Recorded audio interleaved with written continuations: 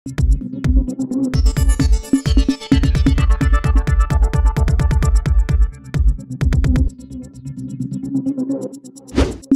News Maharashtra बातमीचे वास्तववादी विश्लेषण. आमचा जो मूळ उद्देश आहे त्या निवडणुकीत तो राजन पाटील यांच्या संदर्भातला आहे. राजन पाटील यांची पार्टी म्हणजे फक्त भारतीय जनता पार्टी नाही, मोहोळ तालुक्यामध्ये लढणारी धनुष्यबाणाच्या विरोधात जे म्हणून पार्ट्या उभा राहिलेल्या आहेत त्या सर्व राजन पाटील यांच्या पार्ट्या. आपलं सर्वांचं माझ्या मोहोळ तालुक्यातील जिल्ह्यातील सर्व पत्रकार बंधूंचं, प्रिंट मीडिया, इलेक्ट्रॉनिक मीडिया, वेगवेगळे युट्यूब चॅनल्स, त्या सर्व प्रतिनिधींचं आज मी या ठिकाणी राष्ट्रवादी काँग्रेस पार्टी आणि शिवसेना या दोन्ही पक्षाच्या वतीनं आपलं या ठिकाणी स्वागत करतो. या ठिकाणी शिवसेनेचे जिल्हाध्यक्ष चरणराज चौरे, त्याचबरोबर आपले सर्वांचे लाडके मोहोळचे प्रथम नगराध्यक्ष आणि शिवसेनेचे ओबीसी विभागाचे राज्याचे प्रमुख रमेशजी बारसकर, त्याचप्रमाणे या ठिकाणी ज्येष्ठ नेते पद्माकरप्पा देशमुख, ॲडव्होकेट विनोदजी कांबळे,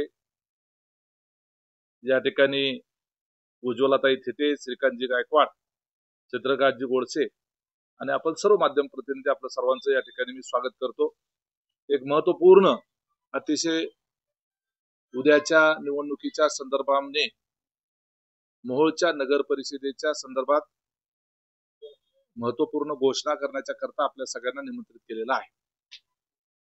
ही निवडणूक राष्ट्रवादी काँग्रेस पार्टी, अजितदादा गट आणि शिवसेना एकनाथ शिंदे यांच्या युतीच्या माध्यमातून ही निवडणूक आम्ही सामोरं जातोय. या निवडणुकीमध्ये सर्वच्या सर्व आमच्या शिवसेना राष्ट्रवादीचे एकत्रित उमेदवार हे धनुष्यबाण या चिन्हावर लढणार. राष्ट्रवादी काँग्रेस पार्टीचे उमेदवार देखील धनुष्यबाण चिन्हावरच लढणार. नगराध्यक्ष पदाचा उमेदवार देखील धनुष्यबाण चिन्हावरच असेल आणि 20च्या 20 उमेदवार हे धनुष्यबाण चिन्हावर राहतील.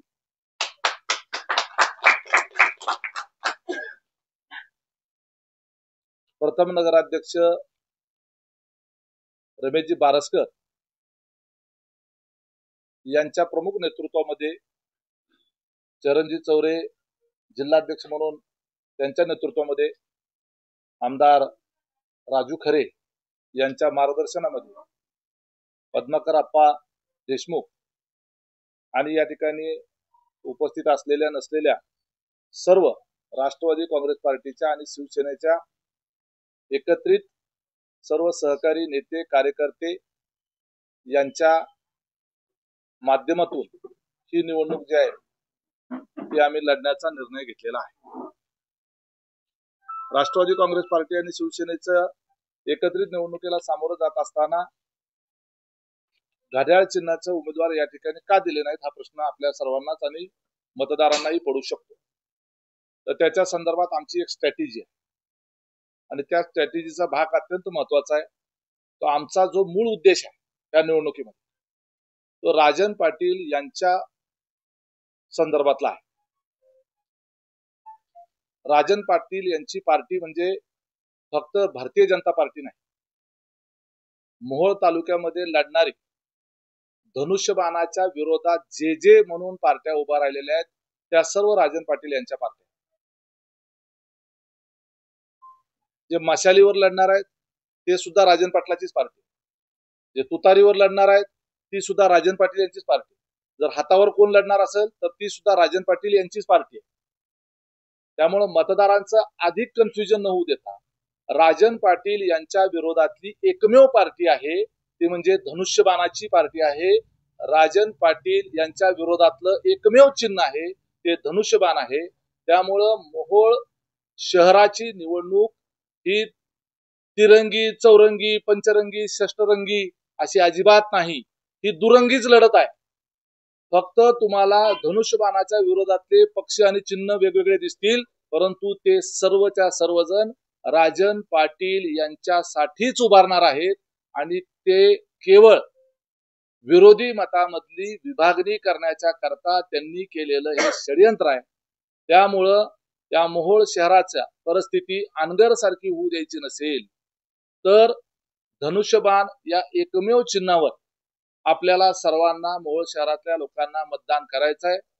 मोहोळ शहराने मागच्या 50 वर्षात कधीही राजन पाटलांना साथ दिलेली नाही, परंतु षडयंत्र करून इतर पक्षातले नेत्यांना काही मंडळींना हाताशी धरून वेगवेगळ्या पक्षाच्या मार्फत उमेदवार उभे करून विरोधी मतामध्ये फूट पाडण्याचं जे षडयंत्र आहे त्या षडयंत्राला आम्ही बळी पडणार नाही. 2-2 चिन्ह देऊन आम्ही मतदारांचं कन्फ्युजन करणार नाही. राजन पाटलाच्या विरोधातल्या सर्व मतदारांना समजण्याला आणि बटन दाबण्याला सोपं जाण्याच्या करता एकमेव चिन्ह त्यांच्या समोर आम्ही ठेवत आहोत, ते म्हणजे धनुष्यबाण आहे. मोहोळ शहरातला ओरिजिनल शिवसैनिक आणि मोहोळ शहरातले राजन पाटील यांची दहशत दंडेलशाही या शहरामध्ये चालू द्यायची नसेल असं वाटणारा जो मतदार आहे त्यांच्या करता धनुष्यबाण आहे. राजन पाटील यांच्या एका हातात कमळ आहे, दुसऱ्या हातात मशाल आहे, डोक्यावर तुतारी लावलेली आहे आणि कुठंतरी कानामध्ये हात अडकून ठेवलेला आहे. त्यामुळं राजन पाटील यांचे फक्त कमळाचे उमेदवार आहेत असं समजण्याचं कारण नाही.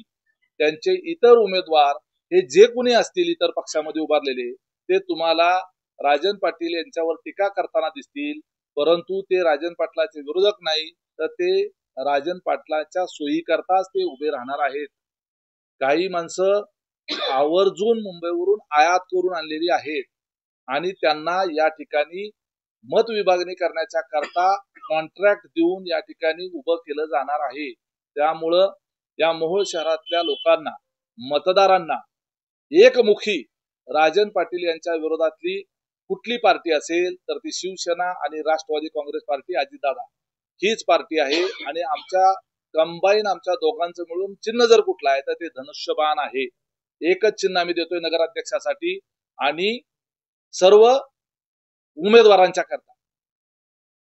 नगराध्यक्ष पदाच्या करता आम्ही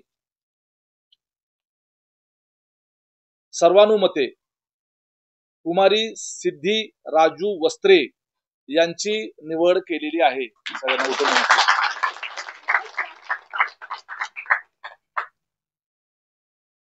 इतर उमेदवारांची नावं निश्चित झालेली आहेत, परंतु आम्ही ती उद्याच्याला भव्य अशी रॅली काढून नगरपालिकेमध्ये सर्वांना घेऊन जाऊन त्या ठिकाणी अर्ज भरणार आहोत. ती नावं आम्ही आत्ताच डिस्क्लोज करणार नाही आहोत. उद्या आपल्याला यथावकाश आपल्याला सगळ्यांना ते समजेल. आमचा उद्देश आहे राजन पाटील व राजन पाटील प्रणित इतर सर्व पक्षांचा पराभव करणे. पुन्हा एकदा सांगतो, राजन पाटील व राजन पाटील प्रणित इतर सर्व पक्षांचा पराभव करणे हा आमचा उद्देश आहे. इथली मशाल चिन्ह घेऊन असलेली शिवसेना ही राजन पाटील प्रणित शिवसेना आहे. इतर तुतारी ही राजन पाटील प्रणितच आहे. हात हे राजन पाटील प्रणितच आहे आणि त्यामुळं राजन पाटील प्रणित पक्षाचा राजन पाटलाचा आणि राजन पाटील प्रणित पक्षाचा पराभव करणं हा आमचा उद्देश आहे.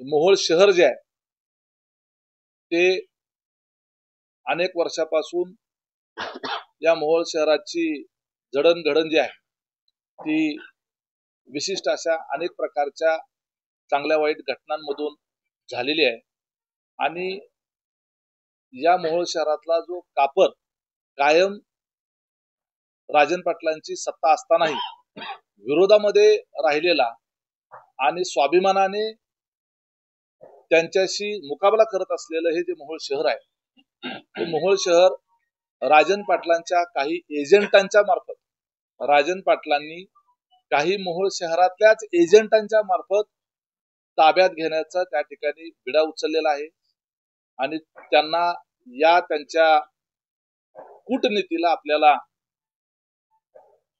बळी पडू द्यायचं नाहीये आणि याकरता म्हणून मोहोळ शहरातल्या मतदारांना कुठल्याही पद्धतीचं कन्फ्युजन राहू नये याकरता एकमेव धनुष्यबाण चिन्ह घेऊन आम्ही या निवडणुकीला राष्ट्रवादी काँग्रेस पार्टी आणि शिवसेना अशा संयुक्तपणे आम्ही सामोरं जात आहोत.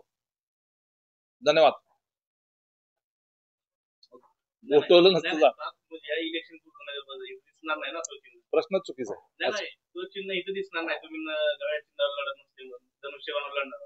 मग तीच अवस्था परत धनुष्यबाण जिल्हा परिषद जिल्हा परिषदेच्या बाबतीमध्ये आमच्या त्या ठिकाणी घड्याळ चिन्ह हे सगळीकडे असणार आहे आणि त्याच्यासोबत धनुष्यबाणही असणार आहे. मोहोळ शहराची स्ट्रॅटेजी वेगळी, जिल्हा परिषदेची स्ट्रॅटेजी वेगळी. आमदार साहेब तुतारी या पक्षाकडून आमदार आहेत, पण तुम्हाला ते सहकार्य करतील का? या तालुक्यामध्ये मी तुम्हाला पहिल्यापासून सांगितलं दोनच पक्ष आहेत, एक राजन पाटील पक्ष आणि दुसरा राजन पाटील विरोधातला पक्ष. आमदार साहेब हे राजन पाटील विरोधातल्या पक्षाचे आहेत आणि आम्ही सगळेजण राजन पाटील यांच्या विरोधातले आहोत. त्यामुळं विरोधातला पक्ष म्हणजे आमचा पक्ष आहे, म्हणून आमदार साहेब आमचाच पक्ष आहे. मागच्या नगरपालिका निवडणुकीमध्ये रमेश बारसकर उच्चसोबत आहेत, त्यांनी विरोधात आघाडी निवडली. विरोधात आहे म्हणून लोकांनी मत दिले होते. नंतर रमेश बारसकर त्यांना जाऊन मिळाले. याच्याबद्दल तुम्ही काय सांगताय? रमेश बारसकर त्यांच्या बरोबर येऊन मिळाले नाही. राजन पाटील रमेश बारसकर यांच्या बरोबर मिळाले. राजन पाटलांना राष्ट्रवादीचा नगराध्यक्ष फक्त टॅग म्हणून पाहिजे होता. तसा पूर्वी उमेश पाटील ही राजन पाटलाच्या सोबत जिल्हा परिषदेला होते. त्यानुसार आम्हाला ज्या वेळेला त्या व्यक्तीच्या संदर्भानं आम्हाला सर्व ज्यावेळेला समजतं त्यावेळेला कसल्याही परिस्थितीत त्यांच्यासोबत आपला घरोबा होऊ शकत नाही हे आम्हाला ठाम आमच्या लक्षात आल्यामुळं आम्ही आमची भूमिका जी आहे ती त्या ठिकाणी घेतलेली आहे. आणि तुम्ही लक्षात घेतला असेल, माझ्यासारख्या माणसांनी राष्ट्रवादी काँग्रेस पार्टीचं महाराष्ट्राचं मुख्य प्रवक्ता असलेलं पद देखील सोडलं आणि त्याचबरोबर पक्षाचा त्यावेळेला त्याग करून या मोहोळ तालुक्यामधली आपल्याला सर्व परिस्थिती सगळ्याला कल्पना आलेली आहे. आज उज्ज्वला थिटे यांच्यासारख्या एका त्यांच्याच गावातल्या महिलेला उमेदवारी अर्ज भरू दिला जात नाही. संपूर्ण यंत्रणा ताब्यात घेतली. आज भारतीय जनता पार्टीमध्ये ते गेल्यानंतर त्यांनी प्रशासनाचा वापर करून पोलीस यंत्रणेवर दबाव आणून, महसूल यंत्रणेवर दबाव आणून उज्ज्वला थिटे यांना रस्त्यावरनं जाऊ सुद्धा दिलं जात नाहीये. खाजगी माणसं रस्त्यावर गाड्या चेक करत आहेत. रस्त्यावर आडव्या त्या ठिकाणी ट्रेलर लावलेले आहेत, ट्रॅक्टर ट्रेलर सगळे उसाचे लावून ठेवलेले आहेत आणि प्रत्येक गाडी तपासली जाते खाजगी माणसांकडून. उज्ज्वला थिटे त्या गाडीमध्ये आहेत का हे बघितलं जाते. आज तिसरा दिवस आहे, दुसरा दिवस आहे, अर्ज भरायचा प्रयत्न त्यांनी केला. 2 दिवस झालं त्यांना अंदर रस्त्याने जाता येत नाही. महाराष्ट्राचा मोहोळ तालुक्याचा बिहार झालाय का अशी परिस्थिती निर्माण झालेली आहे. ही बाब जी आहे संपूर्ण, उद्या जर उज्ज्वला थिटे यांना अर्ज भरता आला नाही तर सोलापूर जिल्ह्यातल्या पोलीस प्रशासनाला आणि महसूल प्रशासनाला मान खाली घालावी लागेल आणि त्यांना या मोहोळ तालुक्याचा बिहार झालाय हे मान्य करावं लागेल. पोलीस स्टेशनला त्यांना अर्ज भरायला जात असताना 40 गाड्यांनी त्यांचा पाठलाग केला.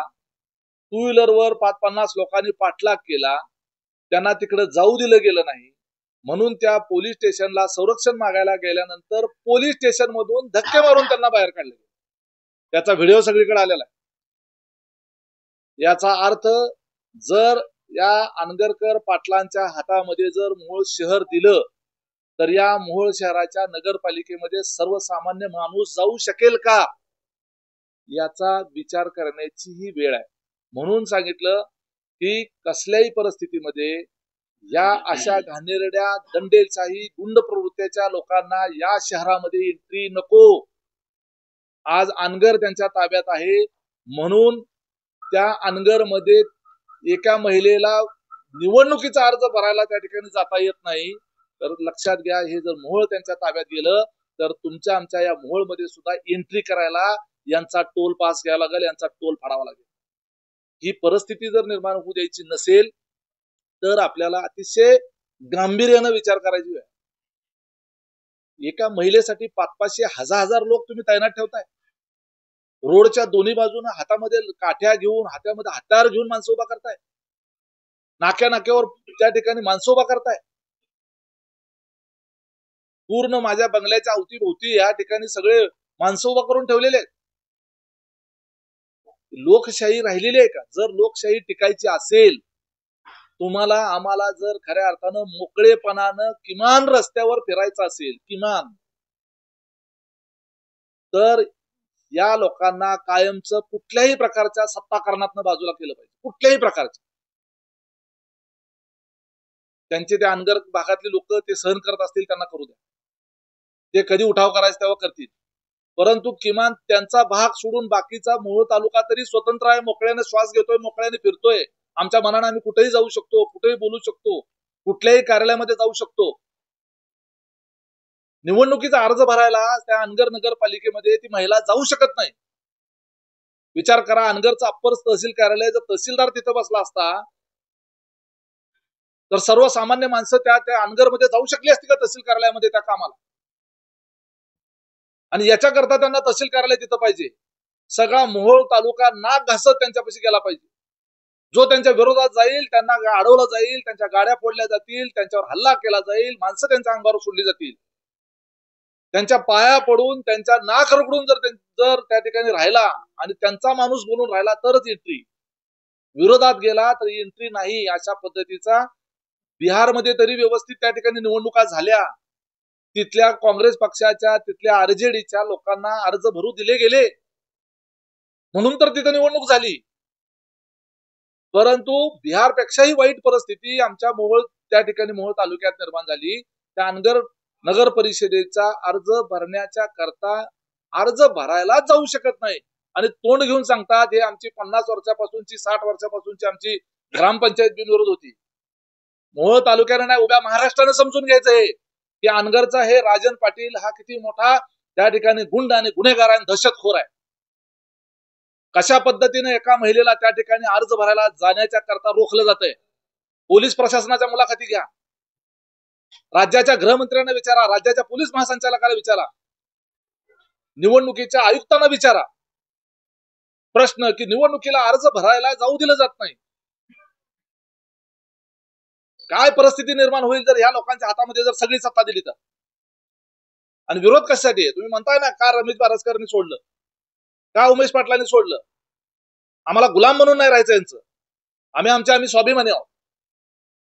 आम्हाला यांचा गुलाम म्हणून राहायचं आणि कुणालाच गुलाम म्हणून यांचं राहायचं नाहीये. सामान्य माणसांना सगळ्यांना लढायचं आहे. आणि याकरता विधानसभेच्या निवडणुकीतनं यांना हद्दपार केलेला आहे. आता उद्याच्या नगरपालिकेच्या आणि जिल्हा परिषद पंचायत समितीच्या निवडणुकीतून यांना हद्दपार करावा लागेल. यांना थोडी जरी सत्तेची सांध मिळाली, आज फक्त भारतीय जनता पार्टी यांना प्रवेश मिळाला. प्रवेश मिळाल्याबरोबर सगळी पोलीस यंत्रणा, महसूल यंत्रणा, सगळी प्रशासकीय यंत्रणा कशासाठी कामाला लावली? उज्ज्वला थिटे यांना अनगरला अर्ज भरायला येऊ द्यायचं नाही, याच्याकरता कामाला लावली. हे असं जर चालत राहिलं तर आपल्याला कुठल्याही पद्धतीचा लोकांच्या समोर जाण्याचा अधिकार राहणार नाही. आणि म्हणून या निवडणुकीमध्ये राजन पाटलाच्या विरोधामध्ये 2-2 चिन्ह देऊन आम्हाला लोकांचं कन्फ्युजन करायचं नाही.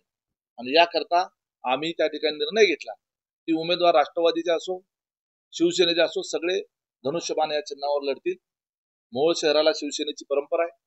विरोधामध्ये या ठिकाणी इथला शिवसेनेचा एक विचार आहे, तो अनगरकरांच्या विरोधातला विचार आहे. राजन पाटलाची मॅनेज झालेली शिवसेना सुद्धा आपल्याला हद्दपार करावी लागेल.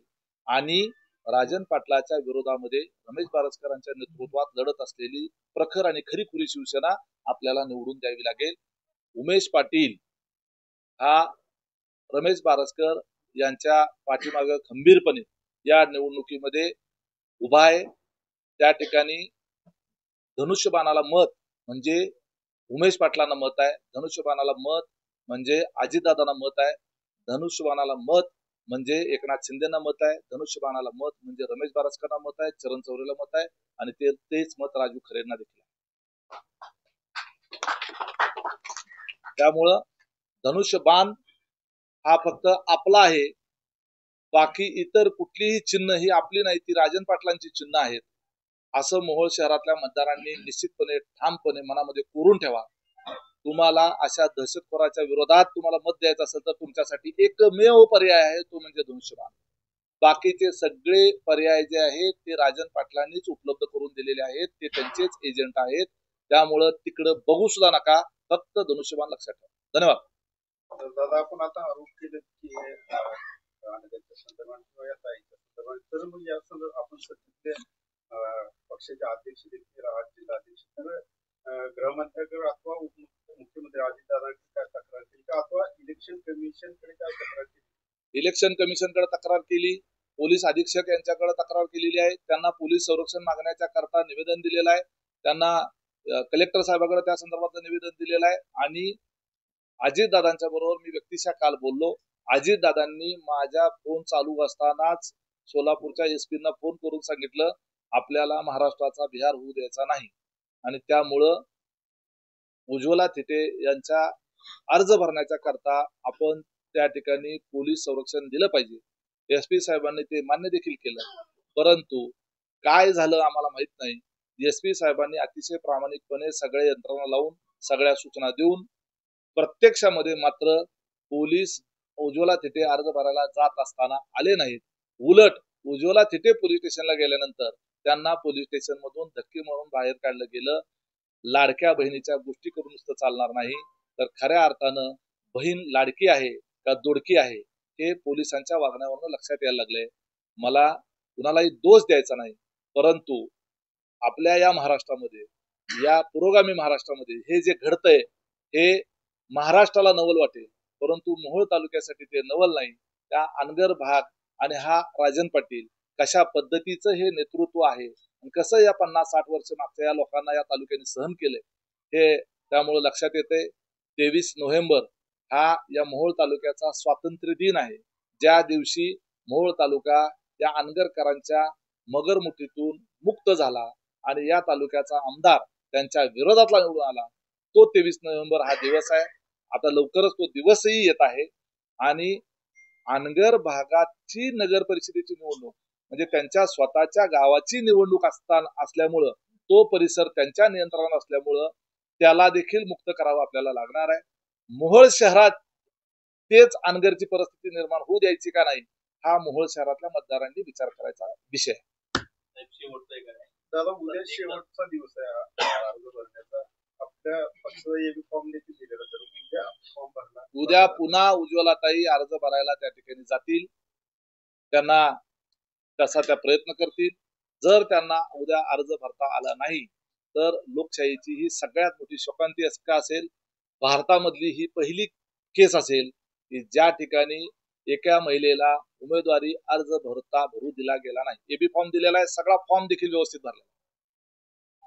त्यांना फक्त त्या नगरपालिकेत पोहोचून तो अर्ज पोच करायचा आहे आणि तिथपर्यंत पोहोचू न देण्याच्या करता सगळी यंत्रणा सगळ्या जिल्ह्याची कामाला लावलेली आहे, तालुक्याची यंत्रणा कामाला लावलेली आहे, माणसं रस्त्यावर उभा केलेली आहेत. एका साध्या विधवा महिलेला, गरीब महिलेला एवढे ते घाबरलेले आहेत. आता सर्व पक्षात जात फॅक्टरमध्ये उमेदवार देतात, तुम्ही त्यावर अजिबात नाही. आम्ही जातपात अजिबात मानत नाही. आमचा पक्ष आणि शिवसेना पक्ष हा दोन्ही पक्ष या भारतातल्या देशातल्या सर्व जाती धर्मांना सोबत घेऊन जाणारा पक्ष आहे. प्रत्येक जण पक्षात जातीचा उमेदवार देत आहे, अनुसूचित जातीमधलं देत आहे, पण ज्याची जास्त लोकसंख्या आहे आता तो उमेदवार निवडून येण्याची शक्यता नाकारते. आम्ही उमेदवार देत असताना त्या उमेदवाराच्या संदर्भानं उद्या भविष्यामध्ये चांगल्या पद्धतीचं काम करू शकेल या मोहोळ शहराच्या विकासाच्या दृष्टिकोनातून चांगला उमेदवार देण्याचा प्रयत्न केलेला आहे. जात हा फॅक्टर नाही. तर दादा, सातत्याने या ठिकाणी एक प्रश्न उपस्थित केला जातो, जे मुस्लिम उमेदवार आहेत इच्छुक होते त्यांच्यावर सातत्याने दबाव येत असल्याचं देखील आता बोललं जातं.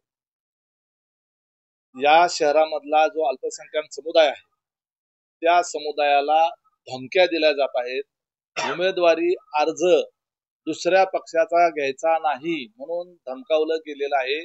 आणि त्यांच्या ज्या धमक्या आहेत त्याला प्रत्युत्तर तो आमचा अल्पसंख्याक समाज बांधव जो आहे तो निश्चितपणे त्यांच्या मतदानातून देणार आहे. 4 लोकांना घेऊन फोटो काढले म्हणजे मतं त्या ठिकाणी तो समाज देईल अशी अजिबात परिस्थिती नाही. गुन्ह्या गोविंदाने एकमेकाच्या सोबत हिंदू आणि मुस्लिम समाज या मोहोळ शहरामध्ये अनेक वर्षापासून नांदत आलेला आहे. एकमेकाच्या सणामध्ये त्या ठिकाणी उत्सव साजरा करणारा हा हिंदू धर्माचे उत्सव मुस्लिम समाज साजरा करतो, मुस्लिम समाजाचे उत्सव हिंदू धर्माचे लोक साजरे करतात. इतका गुण्यागोविंदाने नांदणारा या समाजामध्ये काही शक्ती त्या ठिकाणी अशा पद्धतीचं कृत्य करून फूट पाडण्याचा प्रयत्न करतील, जातीवादी त्या ठिकाणी भाषण करतील. परंतु कुणीही या मोहोळ शहरातल्या अशा पद्धतीच्या समाजामध्ये फूट पाडणाऱ्या प्रवृत्तीला खतपाणी घालणार नाही. उच्च शिक्षित आहेत आणि त्यांचं तरुण आहेत, एकदम 22-23 वर्षाचे ते आहेत. त्यामुळं तरुण असतानाच नगराध्यक्ष पदाची संधी त्यांना मिळणार आहे. आम्ही देखील आमच्या पक्षाच्या वतीनं आणि शिवसेनेच्या वतीनं त्यांचं अभिनंदन करतो. मला वाटतं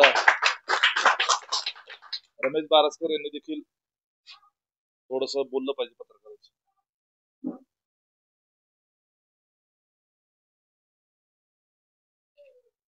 आज या ठिकाणी राष्ट्रवादी काँग्रेस पार्टीचे जिल्हाध्यक्ष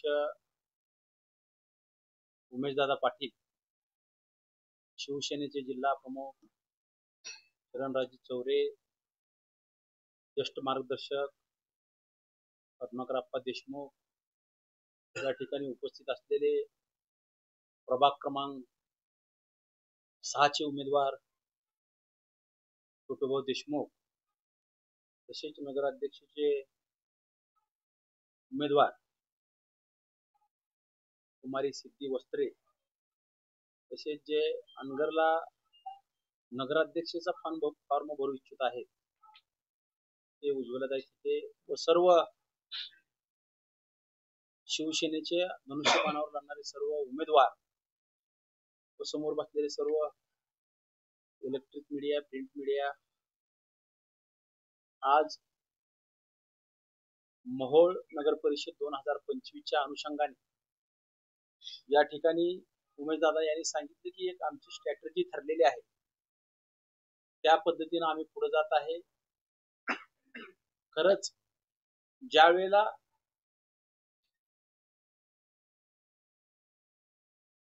मोहोळ नगरपालिकेची निवडणूक घोषित झाली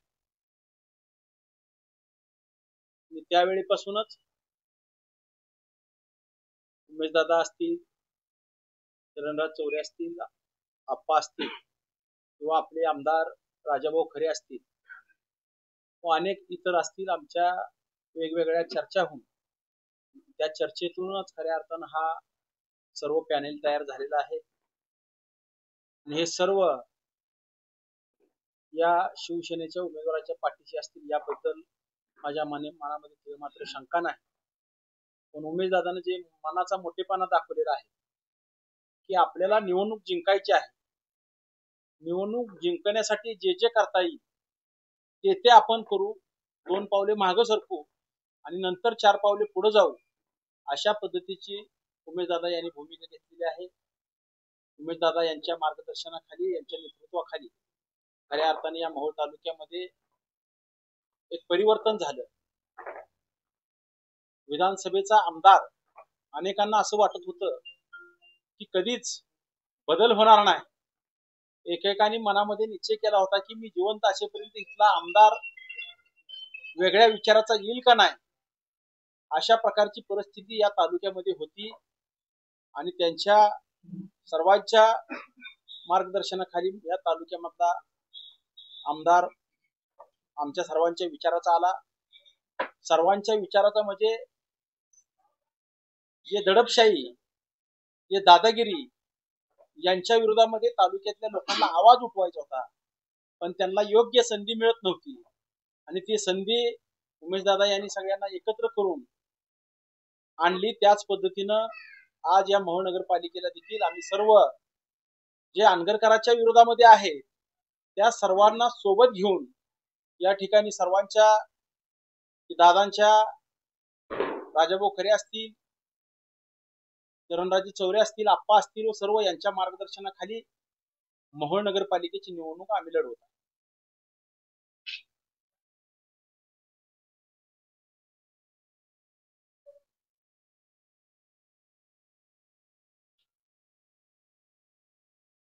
निवडणुकीमध्ये काही वेळेला आपले ज्यांना उमेदवारी मिळत नाही ते नाराज होतात. नाराज झाल्या लगेच विरोधात बोलायला चालू करतात. म्हणजे उमेदवारी मिळण्याच्या परिस्थितीपर्यंत ते 100% आमचे समर्थक असतात आणि उमेदवारी नाकारल्या त्यांना आमच्यातले सगळे अवगुण दिसायला लागतात. इतके दिवस आमच्या गुणांचं कौतुक करत असतात. उमेदवारी नाकारल्या अचानकच त्यांना सगळे अवगुण आमचे दिसायला लागतात. त्यामुळं त्या विषयाकडे फारसं लक्ष न दिलेलं बरं. आणि दुसरी बाब अशी की आम्ही देखील त्यांचे मनामध्ये जे काही आमच्याबद्दलचा उमेदवारी नाकारल्यामुळे जो रोष निर्माण झालेला आहे त्याला शमवण्याचा प्रयत्न करू. अशा कार्यकर्त्यांना वेगवेगळ्या मार्गाने सामावून घ्यायचा प्रयत्न करू. कॉप्ट करण्याची किंवा स्वीकृत नगरसेवक करण्याची आमच्याकडे संधी असते. त्यांनी व्यवस्थित पार्टीचं काम करण्याची भूमिका दर्शवली आणि प्रामाणिकपणे जर कष्ट घेताना दिसले निश्चितपणे अशा कार्यकर्त्यांचा वेगवेगळ्या पद्धतीवर विचार करता येतो.